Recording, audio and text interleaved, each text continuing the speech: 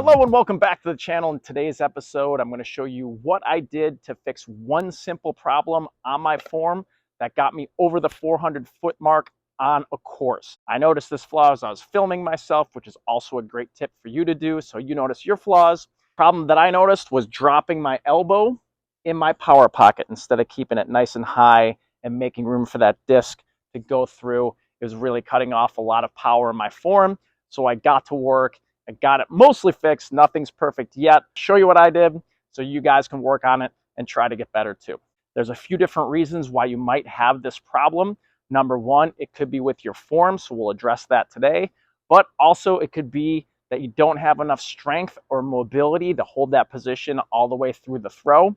So I'm going to show you some things to help you out with that as well. So let's jump right in.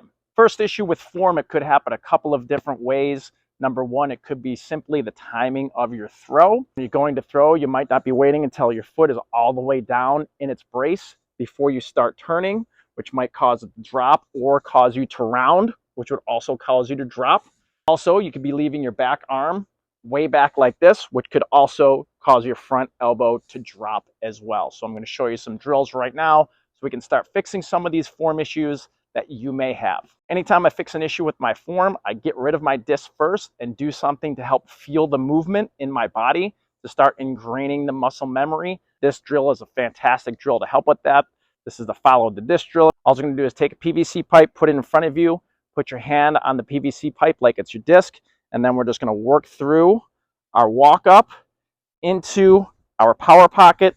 Once again, focusing on keeping that elbow up, but also making sure we're getting that back arm in the correct position in our power pocket. We don't want it back here. We want it nice down by our thigh or wherever you may be. Everybody's movement is a little different. Everybody's throwing technique is a little different. So whatever you're trying to do with your technique, make sure you're doing it with this simple drill. Again, the focus, since we're working on getting our elbow up in the power pocket, is simply that. The other stuff should just happen naturally. Follow the disc into your reach back and then into our power pocket, keeping that elbow nice and high into our throw. So another simple drill to get your body used to having your elbow up through the power pocket is just grabbing our PVC pipe and working in and out of our power pocket with our PVC pipe, just like this. Also, we want to work on keeping our head down through our throw. Notice I start here, elbows up, get used to moving my shoulders through the throw and then back out. Some people might use the deeper power pocket, so this is not exact. Also, our hand position isn't exactly like we would throw the disc, but this is just to get used to our front elbow staying up through the power pocket. Many of us, when we get here, we might have a little weakness or maybe not the proper mobility to feel that position. So this is a great drill just to feel that elbow. Another drill that we can do that will help eliminate rounding, therefore eliminate that drop in your elbow, is the reverse wall drill. I have a full video on this that I'll link in the description, but I'll show you briefly. We're going to have our front foot, our brace foot, even with the door, and we're just going to run our disc through this door into our power pocket, making sure today we're not focusing on rounding really. Today we're focusing on keeping that elbow nice and high through our power pocket and our throw.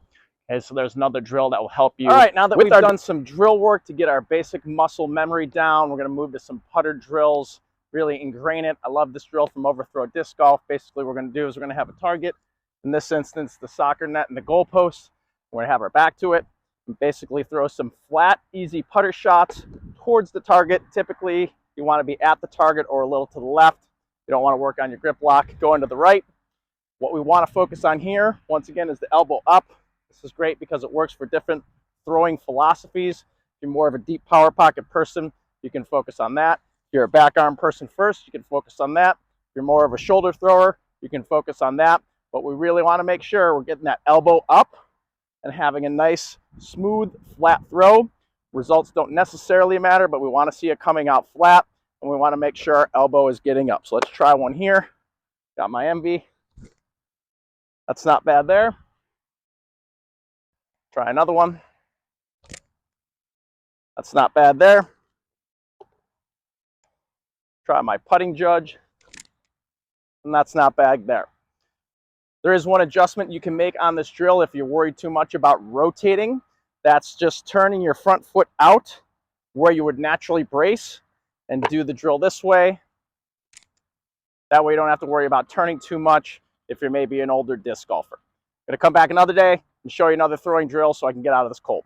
The second throwing drill I like to do is the imaginary reverse wall drill. You saw me do it in a doorway, but if you end up doing it against a wall on the side of a building, you're gonna have to have your feet in a straight line in order to make it work.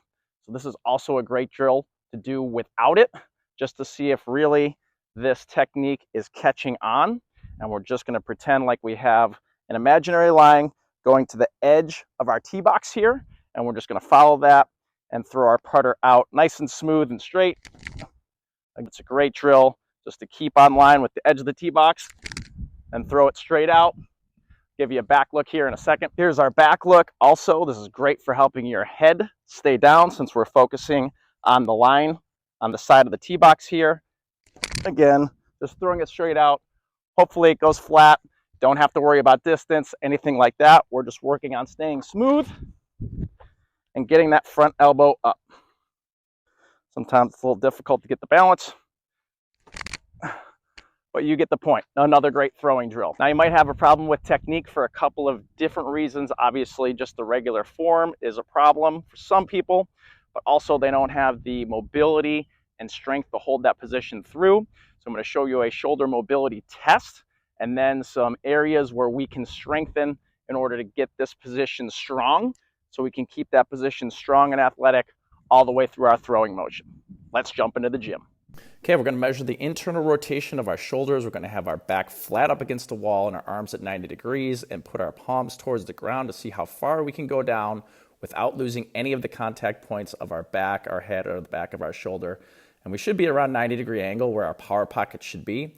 And you notice here I'm a little below 90 degrees.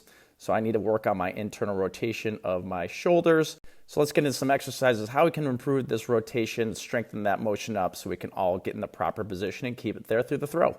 Let's start with some mobility work. These are called shoulder angels. All we're going to do is get in our hands in a handcuff position with our thumbs up. We're going to initiate the movement from our shoulder blades and create a nice big circle over our heads, controlling the motion the whole time while not letting our arms hit the ground.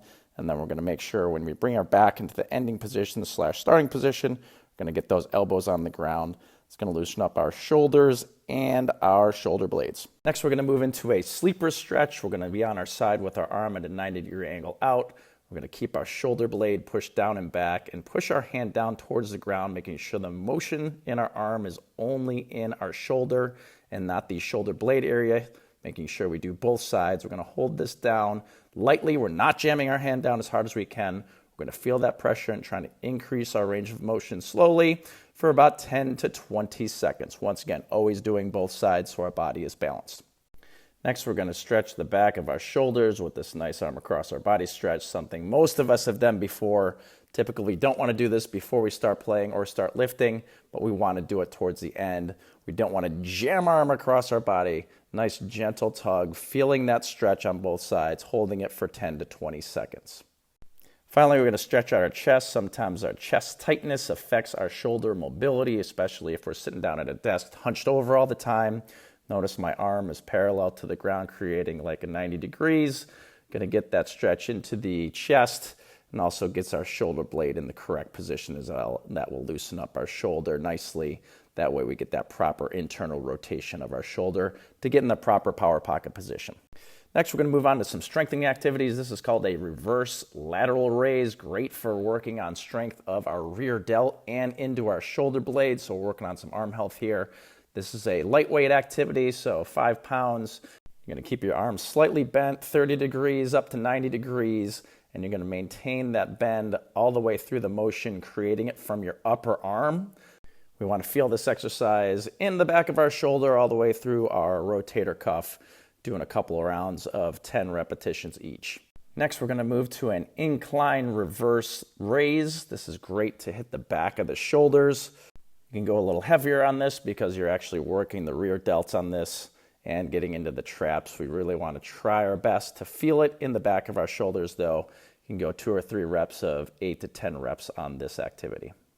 This is paired great with the Y lift, keeping that same incline on the bench, going to a lightweight because this is going to get more into our rotator cuff. So we want to do 5 pounds, 2.5 pounds. When we lift, we're just making a Y motion while keeping our shoulder blades steady and in control. Finally, we're going to move to something ballistic. You're going to take a very light weight, 2.5 to 5 pounds, hold it out even like I am, drop it down and catch it. This works great for keeping our arm in great health as we're throwing. This is also great at working on your hand-eye coordination as well. One of the key areas a lot of people miss when they work out is speed, and this works on that as well as your arm health. Typically, we want to do strength, mobility, then stretching when we work out. All right, that's all I've got for today's episode. Hopefully you enjoyed it and found something that will help your game out. Let me know in the comments what your favorite thing was. If there's something else you want me to break down next, let me know in the comments also. If you keep watching them, I'll keep making them. Until next time, peace.